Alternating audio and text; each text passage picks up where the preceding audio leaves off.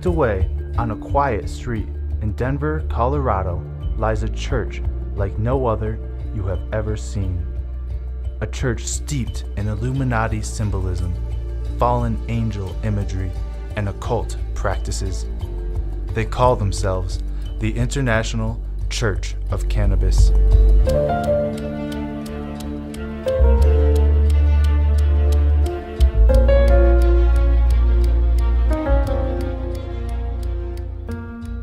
We traveled to Denver in order to investigate this church for ourselves and get an up-close and personal look at this modern-day den of iniquity. Built over 113 years ago, this old Lutheran church looks ordinary from the outside, that is, until you notice the oddly placed artwork covering the doors and windows. We had to see it for ourselves, so we walked upstairs into the chapel. We were greeted by a faint but noticeable smell of stale smoke, and everywhere we looked, paintings of faces, animals, and geometric patterns all over the walls. Taken from their website, somebody asked, "What does the artwork mean?" And their reply was, quote, "When one takes the sacrament, meaning weed, and meditates on the meaning of the murals, one may have what feels like a transcendental experience.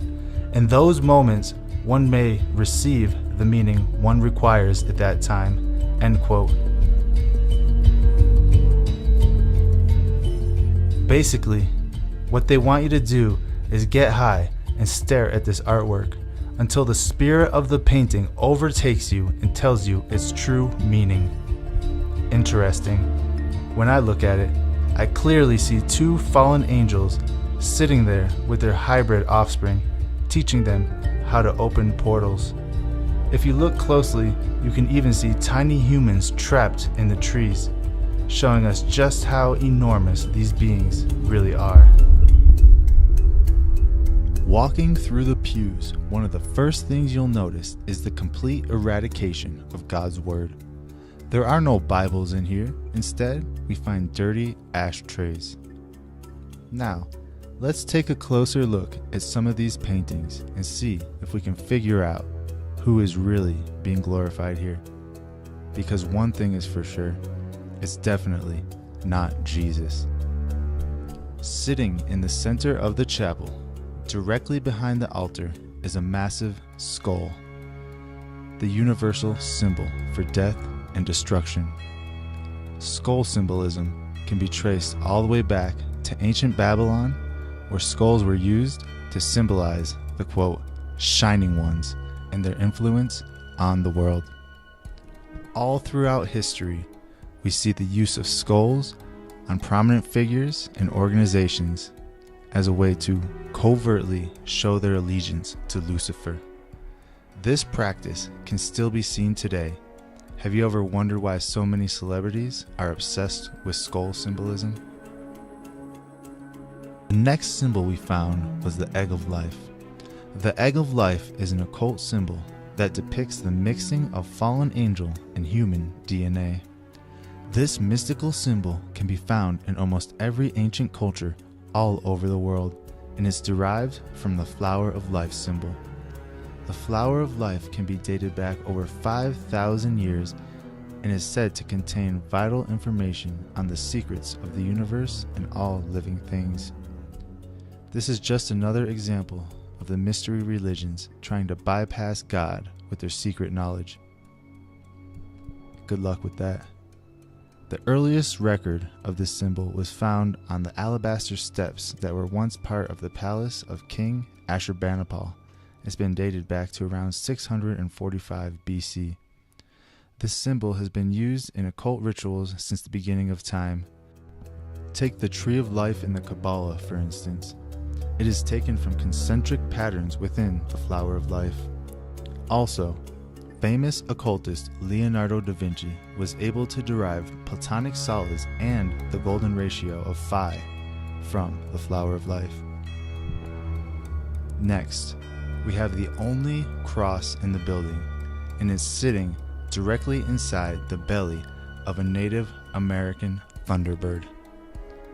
The origins of the Thunderbird symbol can be traced back to the mysterious serpent mound builders of North America, who, in all probability, were Nephilim hybrids. The Thunderbird was a spirit of the underworld and a symbol for war. The position of the cross directly inside of the belly of the beast is no accident. It's a declaration of war.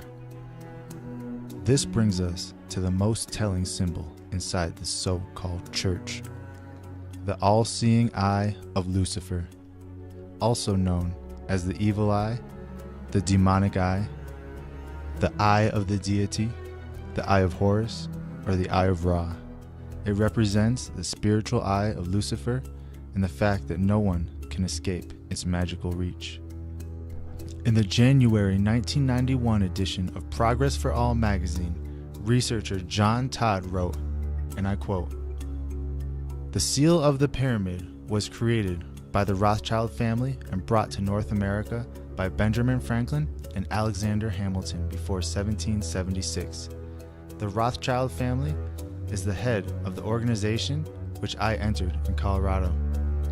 All of the occult brotherhoods are part of it. It is a Luciferian organization to install his reign in the whole world. The eye on the pyramid is the eye of Lucifer. Supposedly, the Rothschilds have personal dealings with the devil. I have personally been to his villa and have experienced it, and I know it is true." End quote.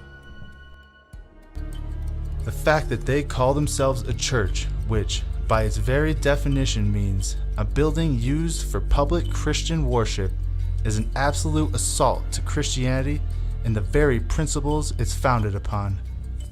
The spirit of the Antichrist is rising in every city, every town, all over the world. The word Antichrist in Greek means instead of Christ. In other words, to replace Christ. And that is exactly what they're doing.